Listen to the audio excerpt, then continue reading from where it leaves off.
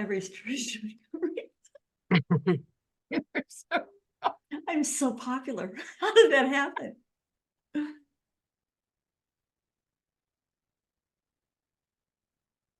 at them all. Everybody's Trisha Montgomery. How did that happen? Hello, everybody. As everybody's coming in, I am going to officially apologize. This seminar was much larger than we ever anticipated it to be.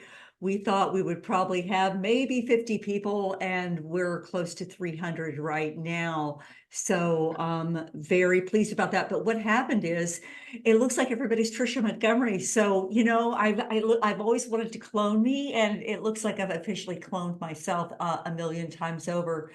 So in the interest of time, I'm going to go ahead and get started while everybody is coming into this. My name's Trisha Montgomery, and so is yours for right now. I'm Trisha Montgomery, and I'm the founder of Moose's March. And Moose's March, if you haven't visited our website at moosesmarch.com, it was born from my grief after I lost my dog Moose, who was a low rider pit bull, to stage 4 lymphoma, and he was gone within 2 weeks. I found myself on the floor, and I did not want to go on. I was in a very bad state.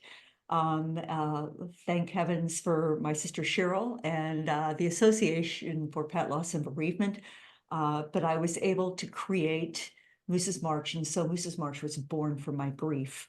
Moose's March focuses on the early detection of pet cancer. We're focused on underserved areas with our partner, Volition Veterinary, and we provide free pet cancer early detection test to those who can least afford it within the veterinary clinics. And so after this call, if you have a shelter or a clinic that is interested in this, please message me. In the interest of time, I'm going to establish a few guidelines that's going to help us get through tonight. We have had such a tremendous amount of people who have just people have been messaging and calling all day. It is absolutely incredible. And so again, we are honored and humbled to have you with us tonight. Just absolutely incredible. And so again, for those of you who are joining us, everybody's Trisha Montgomery, because we did not know how many people, and we had to switch things at the last moment. We're going to break this webinar down into 3 sections. And the first one is beginning with guilt. Anticipatory grief is next. And then we're going to end with the management of grief. Our Q&A is going to begin at 7:35 with our key takeaways by Colleen Rolland and Dr. Nancy Curotto at 7:55 p.m. I know there's going to be so many questions.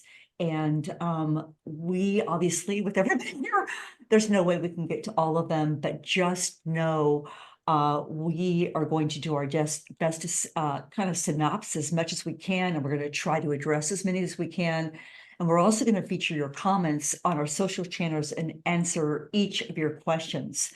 We're also going to have the webinar live on our social media channels, on our Pets or Family. I also host with my beautiful friend and partner, Jessica Abernathy, a Pets or Family. We'll put that on our YouTube channel, along with every other social media channel that you can find. We're also going to send you the link for review, along with all notes and information for your use. I also want to importantly thank our friends at Farm and Yard Products for their generous sponsorship and support. Without them, this would not have been possible. And I want to thank them. And then when I send a follow-up email, you'll see some information from them as well. So without further ado, enough about me and hearing me talk. I'm going to introduce our experts and get our session going. The first one that I'd like to introduce tonight is my honor. I serve with her on the Association for Pet Loss and Bereavement. On the board is Colleen Rolland, president of the Association for Pet Loss and Bereavement. Colleen is a distinguished pet loss grief specialist and the president of APLB, a role she has held since 2019. She is certified the American Association of Healthcare Professionals and she is trained as a pet bereavement counselor with Dr. Wallace Seif, and he's the founder of APLB going back to, I believe, to 1999 or 1997. Her expertise in pet loss grief recovery has been honed through extensive education and hands-on experience. Colleen's journey into pet bereavement began actually with her deep affinity for animals nurtured from a young age and her rural upbringing. She founded Pet Bereavement Services in 2014, offering compassionate support to individuals grieving the loss of their pets. Her approach combines her profound understanding of the human-animal bond with her exceptional people skills developed under a successful 23-year career in senior management. Under her leadership, and I can attest to this, APLB has made significant advancements, including the introduction of new mission and vision statements, enhanced online resources. And really, guys, you need to look out for this. Is an expanded training program for compassionate pet loss grief specialist. Her commitment to providing grief support extends to her personal life, where she resides in the Niagara and Scarpment, I think, with her rescue pets and enjoys riding with her horses. The next on the agenda will be, and it is my, again, extreme pleasure, I'm humbled by these women, to introduce Dr. Nancy Curotto. She is a licensed clinical psychologist, and she's based in Chicago with over 2 decades of experience in helping individuals and families navigate their emotional complexities of pet loss and grief. She holds a doctorate in clinical psychology from the Chicago School of the Professional Psychology. She's certified in pet loss and bereavement, as well as EMDR therapy. Her treatment approach is interactive and personalized, utilizing mindfulness and various therapeutic techniques to support her clients through their grief journey. In her practice, Nancy has focuses on providing a compassionate and validating environment where clients can express their grief and integrate their memorial and their memories and loss into their lives. She leads the monthly pet loss support group HEAL, helping each other alleviate loss at Paws Chicago. It's a beautiful animal welfare group in Chicago, Illinois, offering a community for those grieving the loss of their pets. She is also a grief educator and life coach, further enriching her ability to support clients through their most challenging times. Her work is dedicated to recognizing and honoring the deep bonds between humans and their animal companions. She helps clients find peace and healing. And I have chills just announcing these women, and truly, I've had opportunities to spend much time with them. And without further ado, let's get on schedule here. The first thing that we're going to talk about is guilt. Colleen, I'm going to turn this over to you. Please talk to us about your thoughts on guilt. Okay. Tricia, thank you for that wonderful introduction. Hello, Nancy. Hello. And welcome everybody to this webinar. I am excited to be here. I love the work that I do. I cannot tell you how much I love it. I have found my niche. I've been doing the work for 10 years now. Guilt is one of the stages of bereavement for pet loss. And I think it is the trickiest stage to navigate. And I'm hoping, Nancy, you're going to agree with me on that. Absolutely. It's so complex. It's just so multi-layered. And how people grieving the loss of their animal companion approach it. I'd like to give you a bit of context for guilt. I talked about the 5 stages of grief. I'm following Dr. Wallace Seif's model. The first stage is shock, disbelief, and possibly denial. And then anger, distancing, and alienation. Guilt is the third one. The fourth one is depression, and the fifth one is resolution. People can go, it's almost like they're on a roller coaster of emotions between stages 2, 3, and 4. Guilt becomes very unique in that it can, and it does hit every single pet parent. And the reason for that, what I've learned, is that it's because we are stewards of our animal companions. We are responsible for every single part of their life. And it almost becomes like a caretaking loop. We look after them, all of their social, physical, emotional needs. And in turn, they give us that beautiful, unconditional love when they look after us. They know when we're sad. They know when we're happy. It's just this beautiful, beautiful loop. When that loop is broken through death, everything changes. And people, as they're traveling through those stages of grief, they want to hang on to that companion animal and that relationship.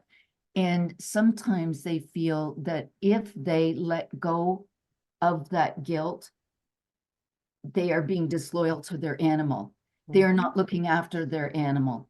Even though the animal has died, that physical bond is gone. They feel like if they can hang on to that guilt, they're hanging on to their animal companion. So that's why a lot of people will feel a certain amount of guilt when their animal companion dies. We also, when we're talking to people in our Pet Loss Grief Specialist training, we talk to them about people feeling unmerited guilt and merited guilt. People, clients come to me and they will talk about the guilt that they feel when their animal companion dies, for example, due to a cancer diagnosis. Even though they have done every single thing possible for that animal, they will still go, oh my God, I could have done this. I should have done this. Why didn't I do that? And that's that guilt rearing its ugly head.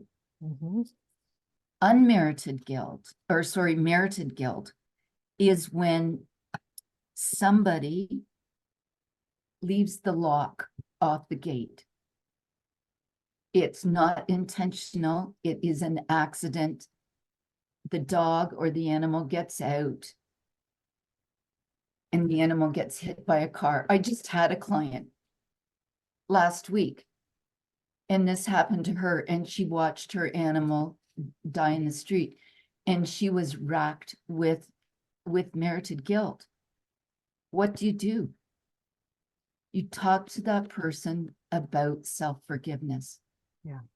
The word accident means it was just that. It was an accident. Guilt also. Colleen, I just want to add to that. You did that so beautifully, just presenting the complexities of guilt.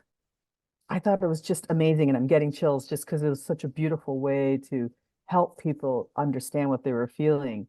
And some of the ingredients to that is action, perception, and emotion. And so you framed it so beautifully.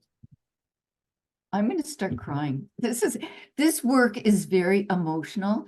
The last thing I want to say before I hand it over to Nancy is that, actually I have two things. Guilt is anger turned inwards. And I want to be very clear as we move through this seminar that I am a pet loss grief specialist. I am not a mental health counselor. Nancy would be somebody who I would have as on my referral list for somebody who I know has, I identify them as having complicated grief or exaggerated grief, and the pet loss is the tip of the iceberg. I talk to my clients right up front about what I can handle and what I can't handle. Nancy, you are my specialist. and I make sure that my specialists are animal people. If they Absolutely. are not animal people, they don't get a referral. So Nancy, over to you. You described it so well, and I think many people on this webcast can really feel your connection and your commitment to animals and to understand the complexities of grief. Grief is not mirrored in our society, particularly pet grief, very well, and you mirrored it. And so I just want to let you know, Colleen, that I felt really, if I was working with you, I would have felt really heard, because you described what all of us feel when we lose a pet. That concept of guilt is one of the stages, but it acts like an umbrella over all the stages. And we try and understand it. And I help patients understand the complexities of guilt. It's just not what did I do and didn't do. It also involves perception. What did I think I did? What did I think I hear? And emotion. Where are you in this time in your life when you're feeling guilt? I like the way you addressed it. Guilt is anger turned inward. Anger at what? I ask people, what are you upset about? They're gone. Yes, that piece is true. But when you really start pulling off the onion layers, I didn't have any control. I did everything I could. I invested my time, my resources, my energy, and I couldn't control the outcome. And once you reveal that, people start really, it's like, you're right, I couldn't control the outcome. And it is the lack of control that often fuels guilt. Because guilt likes to pretend that if you knew, this wouldn't have happened.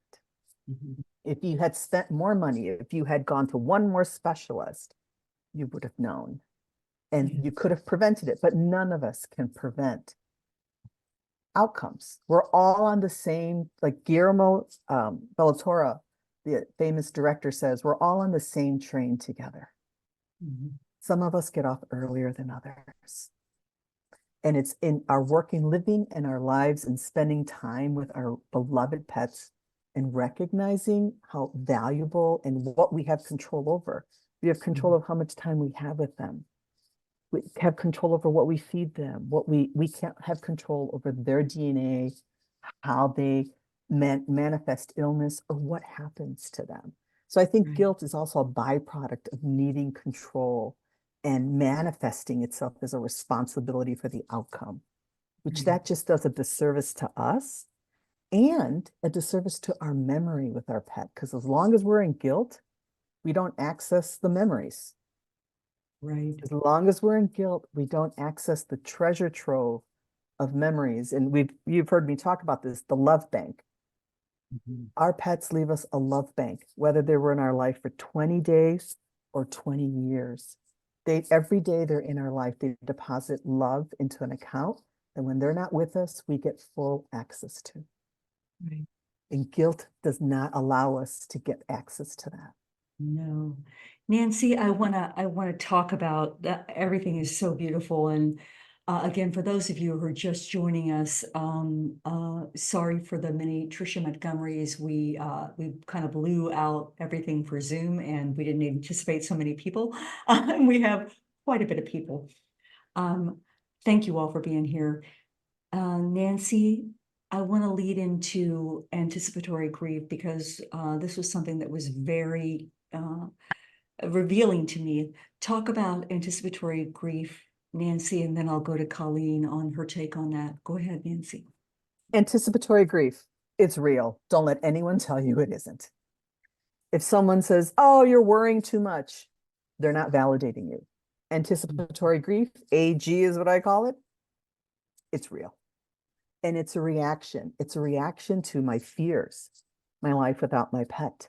Even if that is going to happen in 10 years or in 10 days or in 10 minutes, the anticipatoriness of losing this connection, losing my best friend, my beloved companion, my safety, that is unbearable. So we think that if we anticipate it, it'll feel less painful.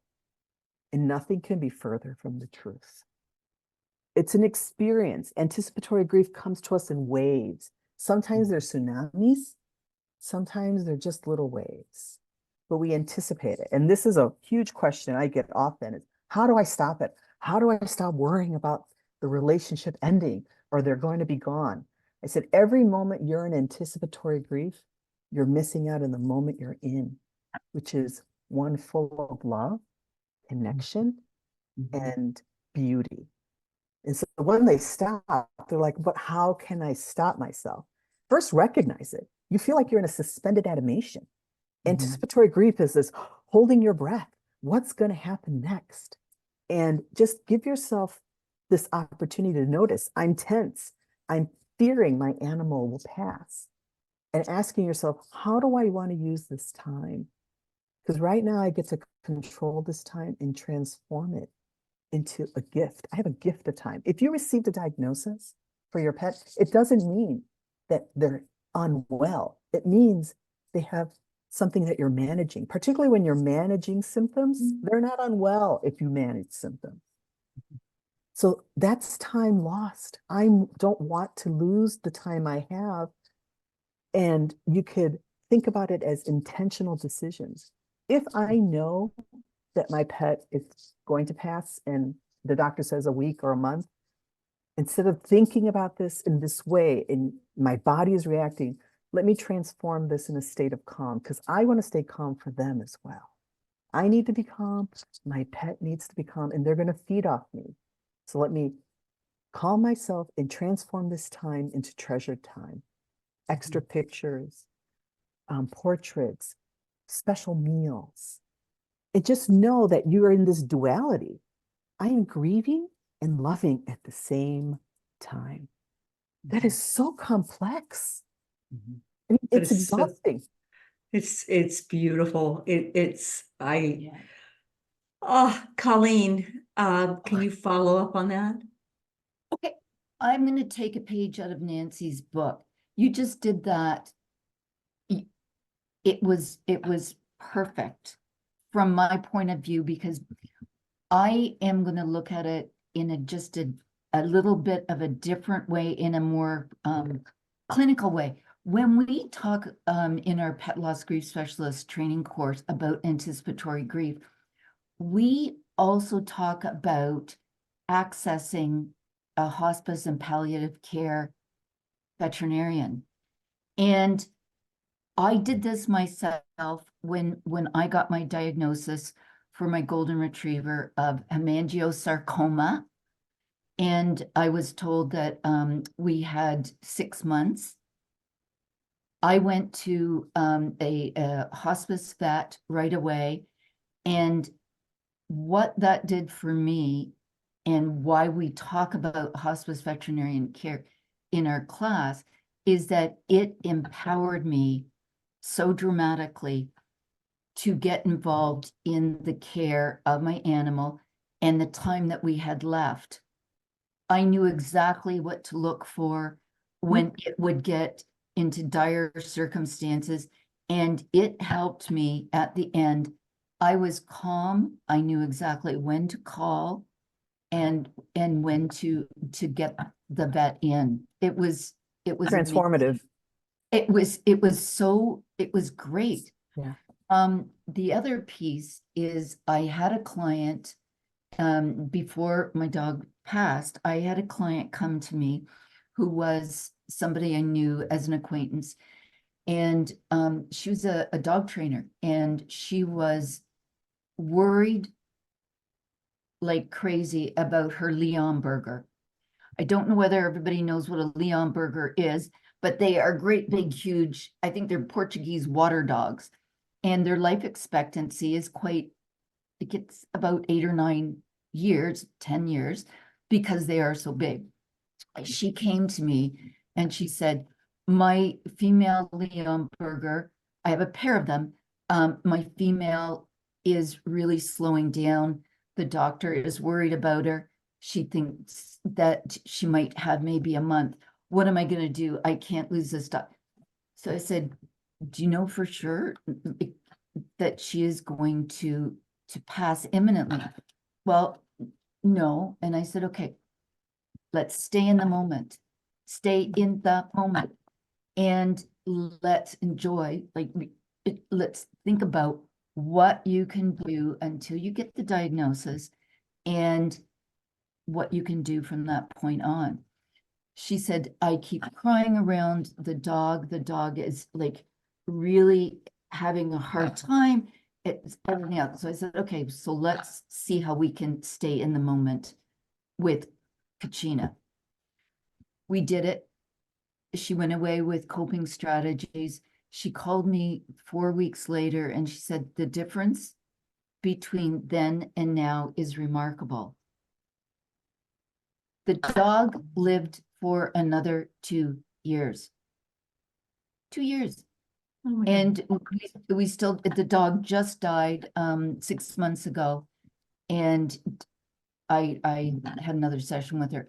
But that's what we have to talk about with clients. So Nancy, you're Colleen, the way you Hang on. framed hope and despair was fantastic.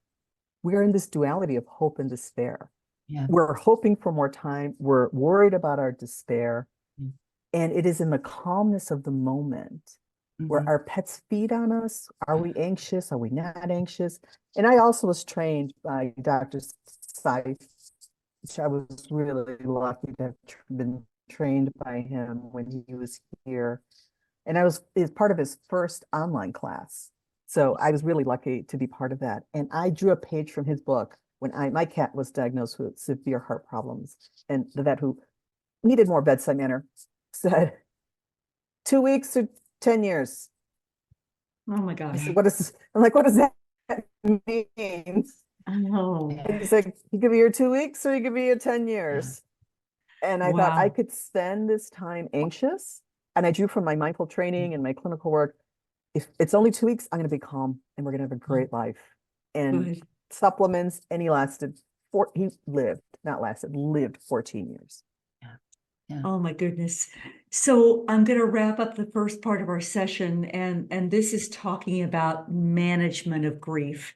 And I want to start with you, Colleen. Talk to me about management of grief, and then I'm going to pass it to you, and then we're going to get to Q&As here, guys. So if you have any questions, please put them in the chat box. And I guess Jessica's now put the amazing under my name. I would like all of you to put your information in the chat, and so your name as well, so we can answer these questions. Go ahead. Go ahead, Colleen.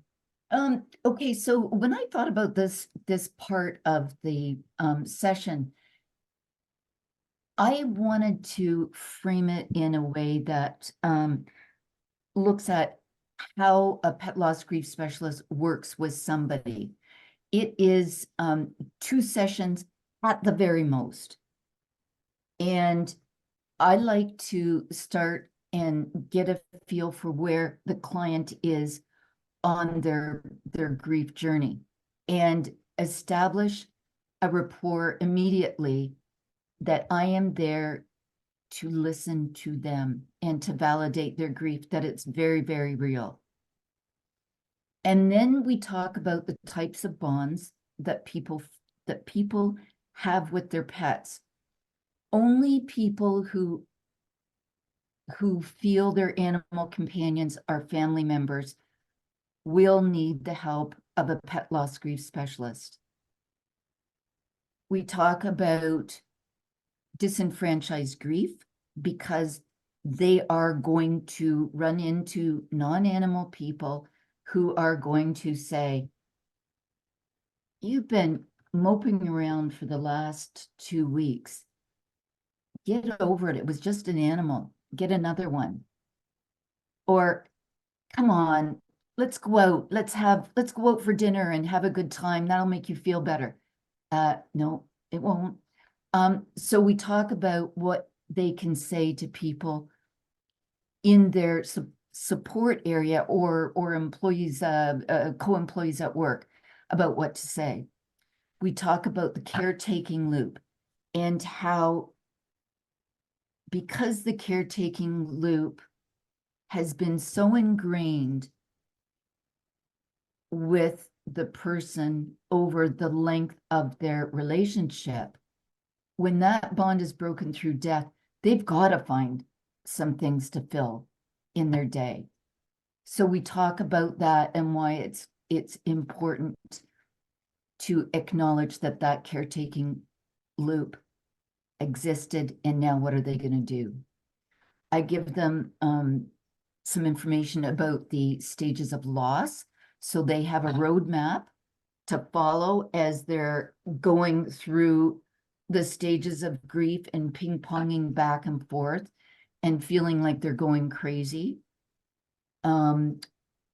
I talked to them about the fact that they shouldn't feel guilty because they love that animal more than, I've heard, mother, father, sister, brother, husband, wife, you name it. I have heard it, and it's always in this very sheepish tone that I miss this animal more than. And then we go into coping strategies, which we discuss together. I don't give them coping strategies that they don't want because they're not going to get through their grief. So that's grief management. And if you can find somebody to help you through it, you will get through that pain faster, much faster. Colleen, thank you. You'll be good. Okay. Thank you so much for talking about that. You know, yes, with Moose, my dad had passed away, my mom passed away, and then Moose passed away, and it was every bit of grief and guilt. Everything had come out with Moose. So thank you for saying that and for talking about that. Nancy, I'm going to turn it over to you to wrap up for this management of grief, and talk a little bit about that before we go into questions and answers. Absolutely. You know, I agree with, Colleen, everything you said was exactly the best approach in terms of management of grief. I start out my sessions, and I'm slightly different because I am a psychologist, is that I treat people short term, either 5 to 10 sessions, no longer than that. But I start out with self-compassion. That you've been through a traumatic event, and just knowing that about yourself, like I am grieving, honoring that piece of yourself is the first road, because you're going to get off that road with guilt and anger and renegotiation. But just knowing that I need to stay on the self-compassion road, and then helping yourself examine your actions. Like, there are things that I loved. It's like, what is the number one action you did? They're like, oh, I didn't do this, I didn't do that. I said, I didn't ask what you did. What did you do? She goes, I loved. I go, that's right. That's the best action that you can think about when you are mourning the love of your life or your beloved pet is, I loved. And using that rational examination, like I loved to the best of my ability, and I couldn't control what happened. Even if it was an accident. Accidents happen. Yeah. And I think that piece, and also, of course, support groups that are supportive. There are a lot of support groups out there. Not all of them are supported, but support groups that are supported, trusted friends, ministers or spiritual guides. Also, one thing I help is separate fact from fear. I'm afraid I can't live without them. Fact, your life was full of love. And helping, once you realize what I'm afraid of has already happened. I've been loved and I have loved. And just sitting with individuals, also other ways to deal with our profound guilt and sadness is to focus on what our relationship was. Even if no one else recognizes it. It was real to you. And we want to honor it. And I remember the legacy components. What they had a big footprint in your life, and I'm sure your animal had a footprint in someone else's life. Even if you didn't see anyone else, if they were in the window, someone saw them in the window and was so happy to see them. That's a footprint. And take some joy on recognizing that my animal loved me and their footprint was wide. Oh, Nancy. Love it.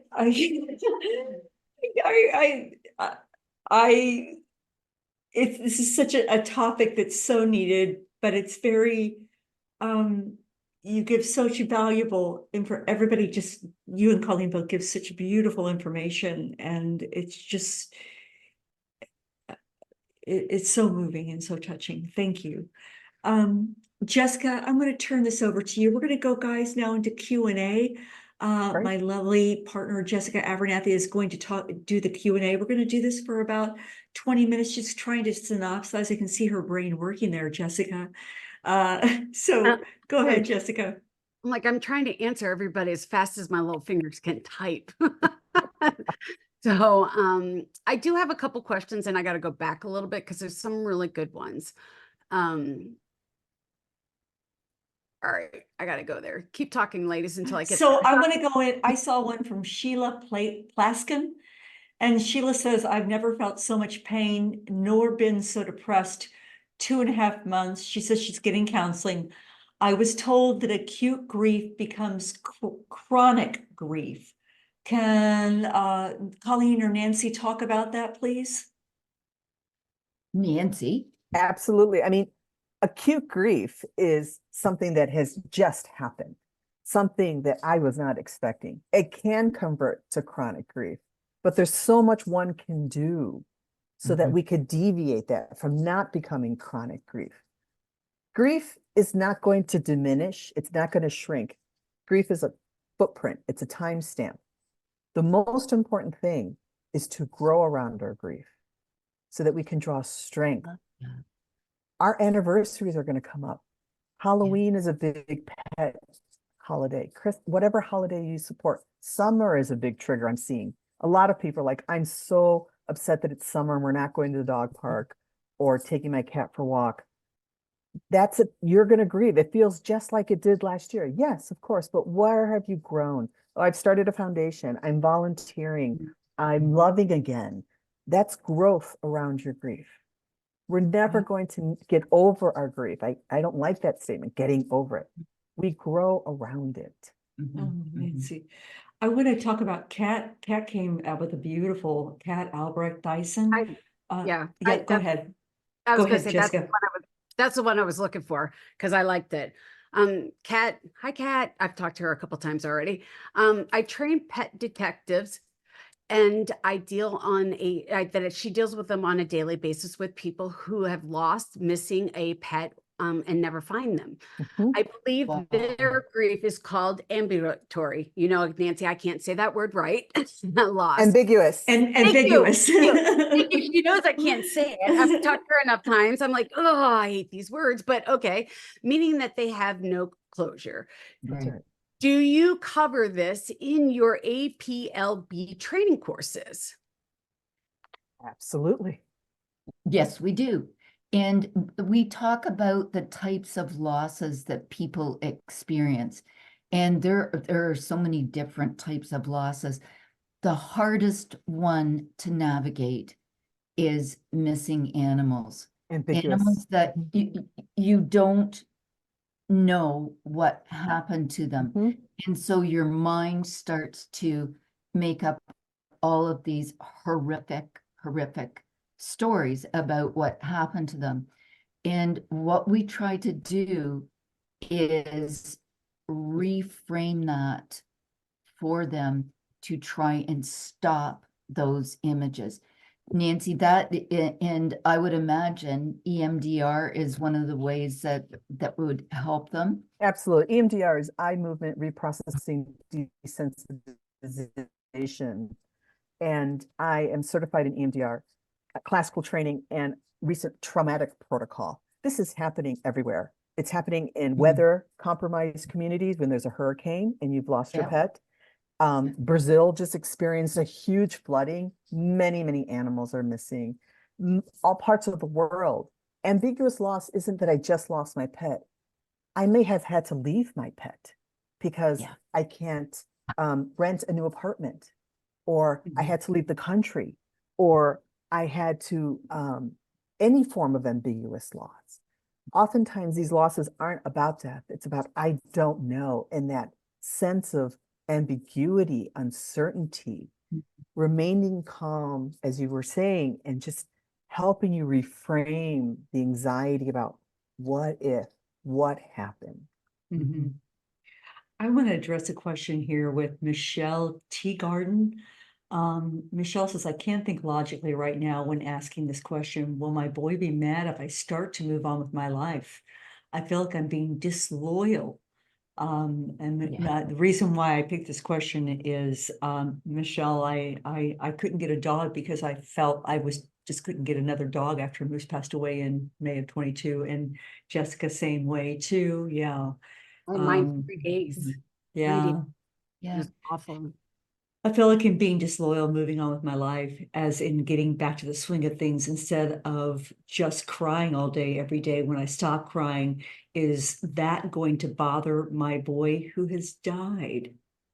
Oh, Michelle, I just broke my heart again. Yeah, I'm gonna cry. Oh, Honey, Nancy, do you want to take that? Absolutely. I hear love. I have loved my pets so much. And if you're thinking, I'm worried about being disloyal, I hear I have a lot of love to give. And if you have a lot of love to give it. We need love in our society. But you're loving and grieving at the same time. It's not a one-way street, it's a dual highway.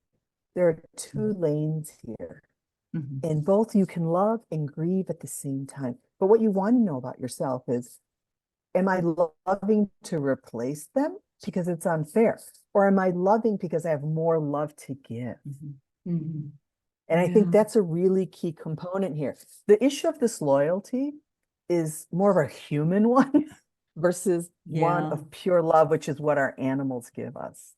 They never want to see us sad. Remember back in time when you were sad, was your pet upset and wanting to calm you down and giving you kisses and snuggling up to you because they wanted you calm? So the fact that you will love again means, I'm sure you have permission to keep loving and love in their memory. Maybe your pet taught you, I'm really good at loving. I'm good at caregiving. I created special meals. I made treats because I couldn't. Take those gifts from your former pet and take them with you in your new love relationships. Nancy, I love you. I just I the know. love bank, and I'm like, I want to address. I'm going to try to get to Eric. Said, what should I do with all the physical reminders of my dog? His water bowl, his crate, his bed, his toys, his food. Discarding them seems cruel somehow. Yet these constant reminders of him are very painful. What to do? What we Colleen? talk about is, first of all, Eric, are you at the point, I don't know how long ago the loss was, but would you ever consider another animal companion? And that's number one. Number two, you can slowly start to move those things, take them away very slowly as you are able to. There are so many pet rescues who would love things, like they always need them. If you are thinking about another animal, you can get new things. It's just like, it's what is going to feel best to you and what is going to put the smile back on your face. Colleen, and to add to that, this is what I think that's absolutely perfect. And I would add to this, some people don't want to let them go because they don't want to forget. So I think toys belong in a shadow box. Yeah. Or you can print books now. If you're not ready, if you're afraid, I'm not going to remember that bowl, take pictures of them and put them in a book, like a copybook or a photo book. Yeah. That way it's never really gone. They're not, you're afraid they're going to be gone from your memory, which is really not the case. But if you're really afraid you're going to lose them memory, make a picture book, because that's the duality. I'm going to love because I'm going to remember this, and I'm going to be sad because it's not in my home. Nancy, The shadow box is fantastic. Yep. yeah. People love that. Yep, I have one. Yeah. It says, I lost my soul dog last, and it's from Trisha Montgomery. I'm just saying that because they didn't put another name in there. And I feel you because I lost mine 3.5 weeks ago. So I feel you, Trisha, whoever you really are. Question, I lost my soul dog less than 2 weeks ago. And before she passed, I had promised her that I would care for sick elderly dogs in her honor, which that Aw. made me tear up. Sorry. Though I made this promise, I feel guilty to even foster a dog. Any strategies to deal with that? That just moves me to next week, and it really reminds me of the real Trisha Montgomery too. So that's precious, honestly. But anyway, ladies, can you take that over?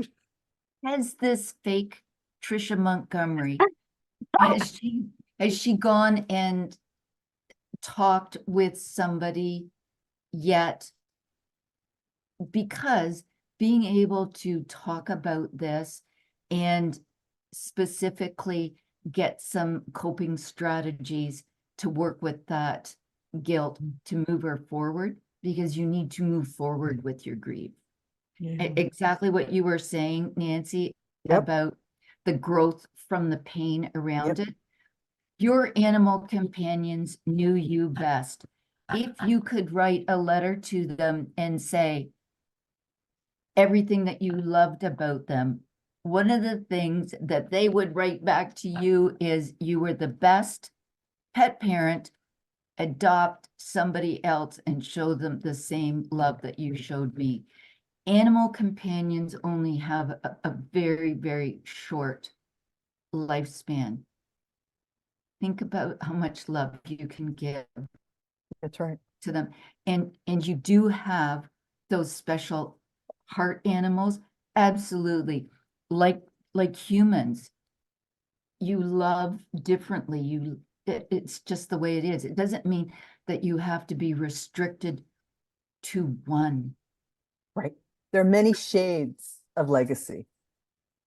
There are many roads to legacy, and I recommend baby steps. If you know this is what if you made a promise, I'm going to help sick elderly pets, and you're not there yet, then donate, Yeah. walk them, Yeah. spend time at a shelter reading to them or just singing to them because they need the contact. You don't have to do the full throttle. You could take baby steps. Yes. Yeah. Yeah. So I'm gonna, Wait, for you going there, there's another common question that's coming up. I just want to say this really quick. I'm so sorry to interrupt you, Trisha, but the common question is coming up because I'm seeing it often is that us as pet parents how are we, they don't feel like they could love another animal like Mhm. they love the one that they just put down or their heart animal, which is very valid because they don't feel like they could give that themselves to another animal, and they feel like they're cheating the other animal because they're not giving themselves to them like they feel like they gave the other animal. How do they deal with that emotion? Because they feel like they're cheating them. That's the summary of a lot of conversation. yeah. Sorry, I didn't mean to interrupt you, Trisha. No, I'm- you're fine. This I is what love I you. think. We don't have 10 BFFs. We have one because we don't have a lot of time. We can't give ourselves that much, but we have a lot of friends. Just because you have or had a soul dog doesn't mean that the love you're going to give the next one is any less or unimportant.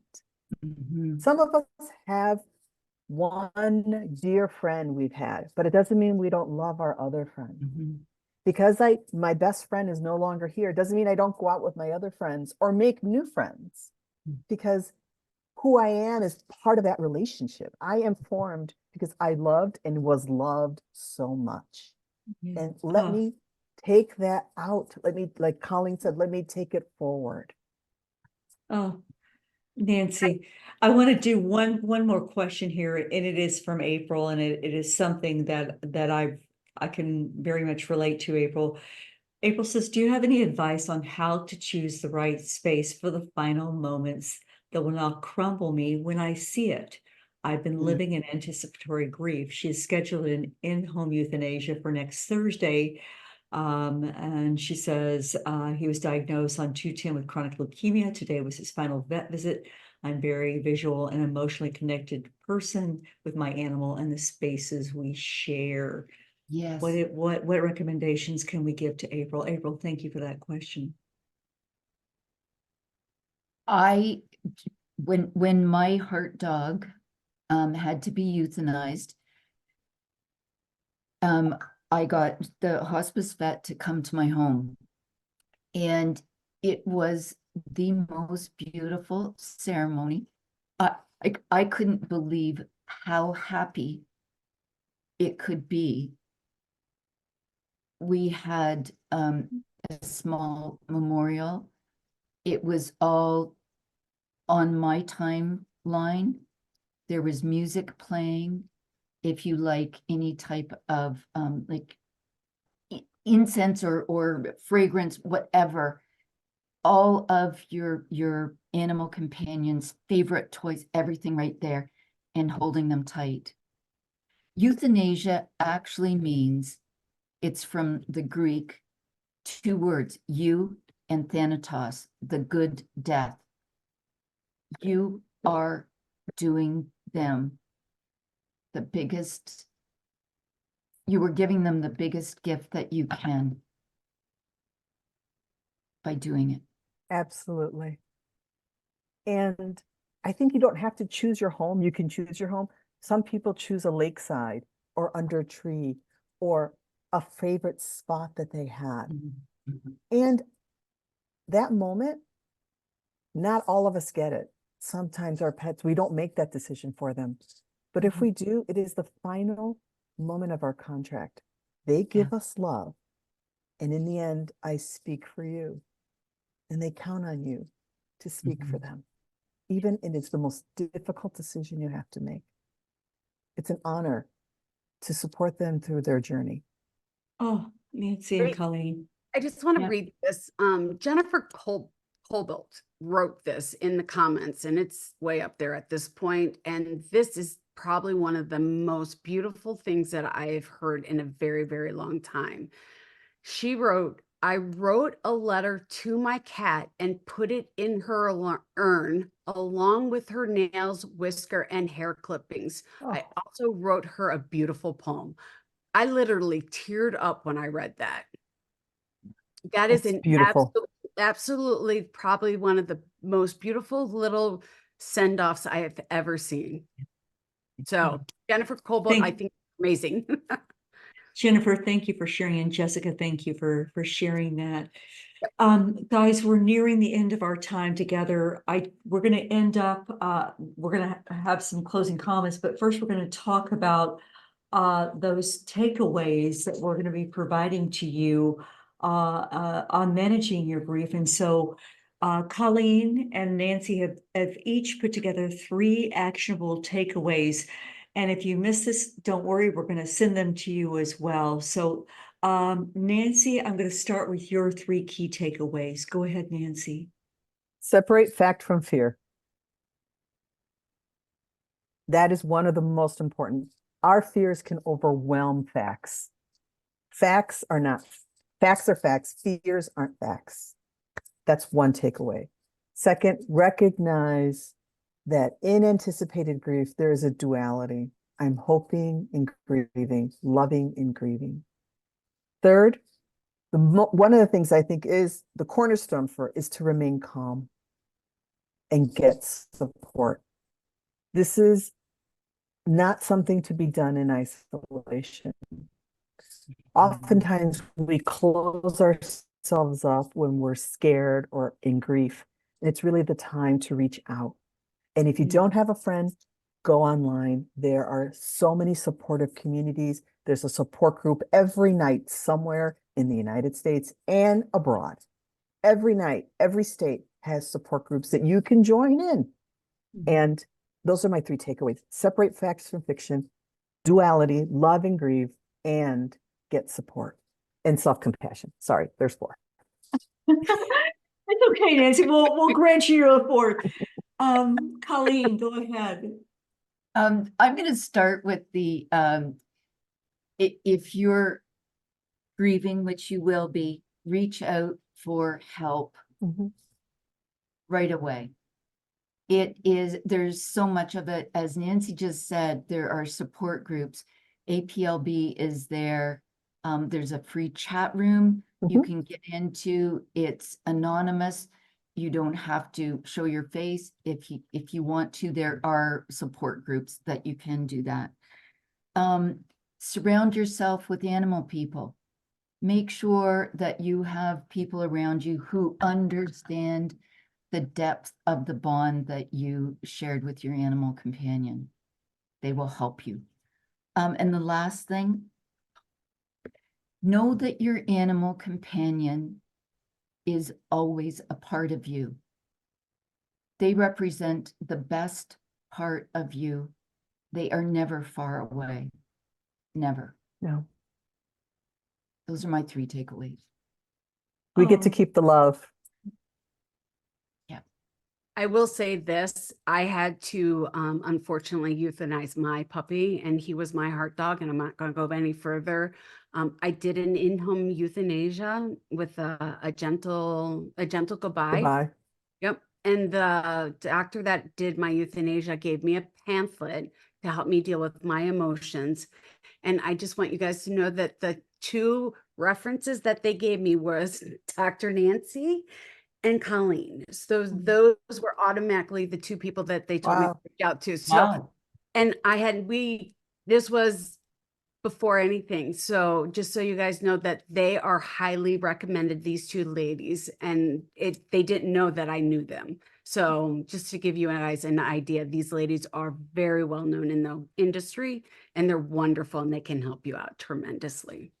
they can. To everyone who participated tonight, I want to thank you from the bottom of my heart for being with us. This is very a personal and deep Yeah. connection that we have. It was important that we do this for you, for also personally for us, because we've lost our pets as well. And not one day goes by that I don't think about Moose, and that's why we have a Moose's March. Mhm. Again, we're going to be sending you information directly to your emails. We want to thank you for joining us. We're going to be having more webinars such as these. And then within that information that we're going to be sending you are ways that you can connect directly to Dr. Nancy or Colleen from the Association for Pet Loss and Bereavement. Also connecting directly with us, you're more than welcome to do that as well. We're also going to have different resources of people that have come up with beautiful items. I want to mention one, remember me as Sunshine Love Notes from my dog. I just found out about that one. Thank you to my friend Gina Dial for sending that. And I think her name is Jacqueline Lemieux Bacor. I can't pronounce that. I'm sorry if I messed up your name. But so many beautiful resources. Again, thank you. You could spend your time with anybody and you chose to spend it with us. We are honored to have you in our presence. And we'll be reaching out to you all. All your questions will be answered. And again, everything is going to be sent to you to your email. Then also watch for this recording to come directly to you, as well as it'll be posted on our social media channels. I want to thank each and every one of the Tricia Montgomerys that are with us tonight. Oh, I have to go. I had somebody message me and ask me, who's Montgomery? Yeah. Talking a lot in the chat. I'm Tricia Montgomery and you're not.